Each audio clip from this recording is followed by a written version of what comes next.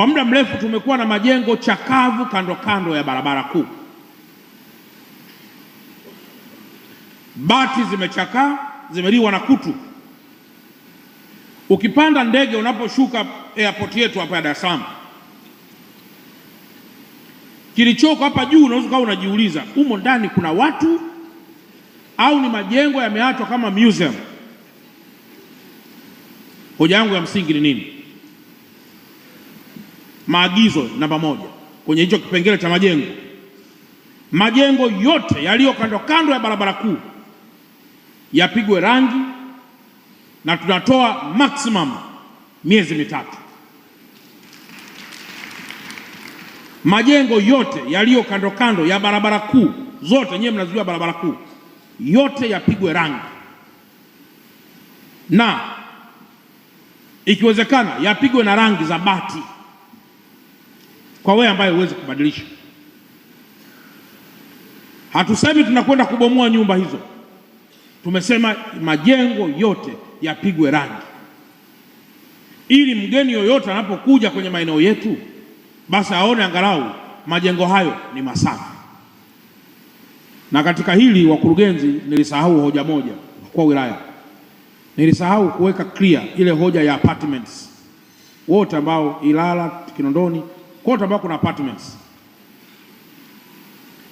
kaanzisheni utaratibu maalum wa kuzisajili apartments zote,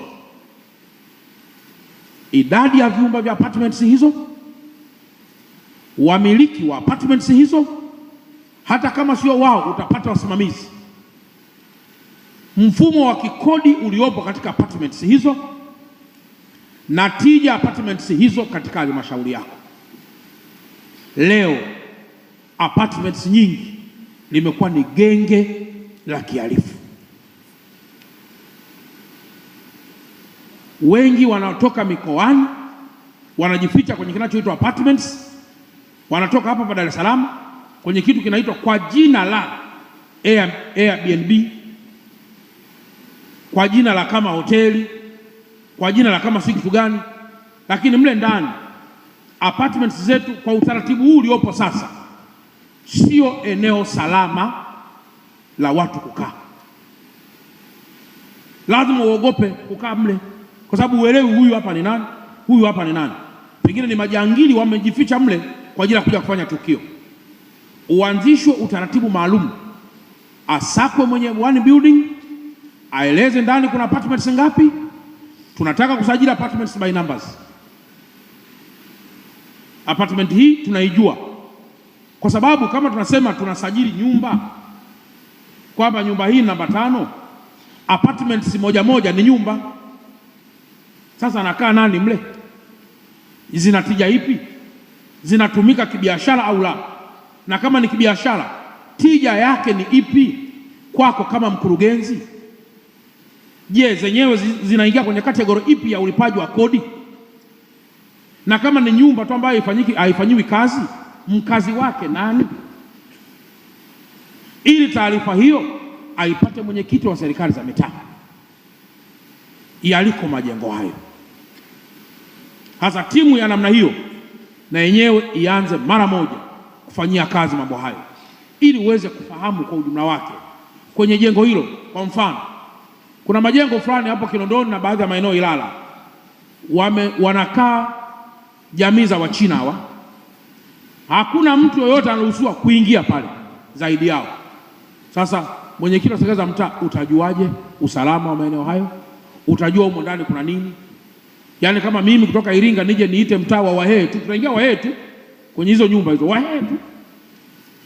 Maana yake humo ndani inawezekana ukija lazima ukute tunauza mbwa au tunafanyaje. Kwa hiyo haiwezekani. Jueni hiyo mitaa. Kweli kiwanja kiko kimoja, lakini ongezeni usalama kwa kuzitambua hizo apartments zote, na ikiwezekana ziundieni timu maalum ya kufanya kazi hiyo, timu maalum inayoripoti kwako mkurugenzi. Mwezi huu zimeongezeka apartment 20, mwezi huu zimeongezeka apartment 70, ili wewe sasa kwa mfumo wa kielektroniki utajua namna gani za kujisajili na namna gani sasa zinakuwa zinatija. Je, ni nyumba ya kawaida kama zile zingine au ni nyumba ya kibiashara? Na kama ni nyumba ya kibiashara, hamasisha wazisajili katika mfumo wa halmashauri wote ili zitambulike kwamba hii ni Airbnb, hii sijui ni kitu gani, hii sijui ni kitu gani, zote ziweze kuingia katika mfumo huo ili mambo yaweze kuwa mazuri zaidi.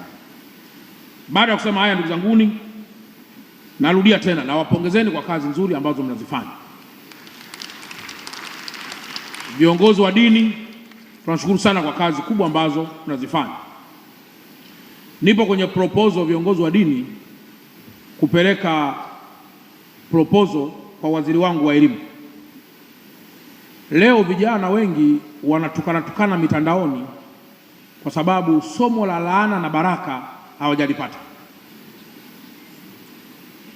Ukiangalia baba mchungaji kwenye Biblia, ukienda kwenye ule uzao wa Esau unamkuta Yakobo, lakini Yakobo ni mdogo kwa Esau.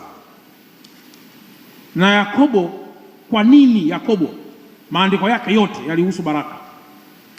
Na kwa nini leo Yakobo ni very famous kuliko hata Esau? Ni kwa sababu ya concept ya baraka. Alisema hata Mungu sikuachii mpaka nimebarikiwa. Na alichukua baraka kwa kaka yake Esau kwa maharage tu.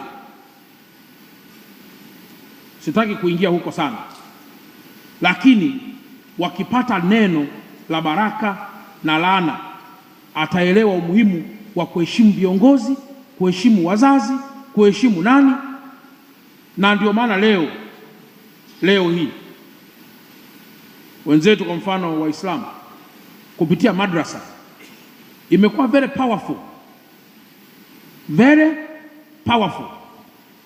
Leo watu wakitaka kumwoa binti wa Kiislamu, mimi kama ni Mkristo, binti wa Kiislamu yule sio jambo jepesi sana kuja kwangu kwenye Ukristo, pamoja na kwamba ananipenda, lakini mimi ni rahisi sana kwenda hivi pamoja na kwamba nampenda. Maana yake nini? Msimamo wa kidini huwa ni baraka kubwa sana katika kuleta stability ya taifa na watu kuweza kutambua hapa ni kila rushwa hii mbaya, nikifanya hivi hii sio nzuri, nikifanya hivi hili sio jambo zuri.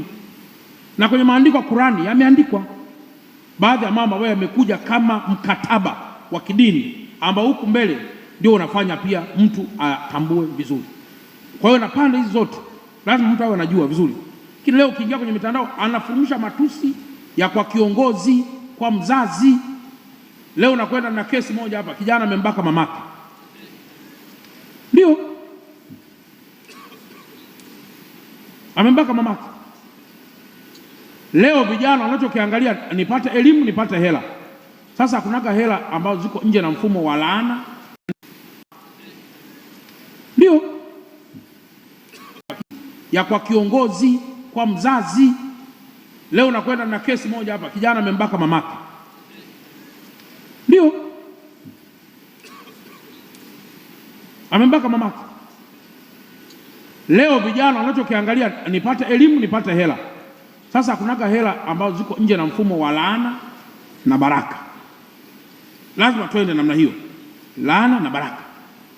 Ukienda kwa Ibrahimu unaiona baraka muda wote, lakini ukienda kwa watu wengine unakwenda vile vitu havikuandikwa kwa bahati mbaya. Nadhani pia hata kwenye Qur'ani vitu vimeandikwa. Sasa watoto wale wakikuzwa namna hii kutoka mwanzo, anakuwa naelewa, hawezi kuwa mpotofu wa ghafla hapa juu. Hizo ndio concept.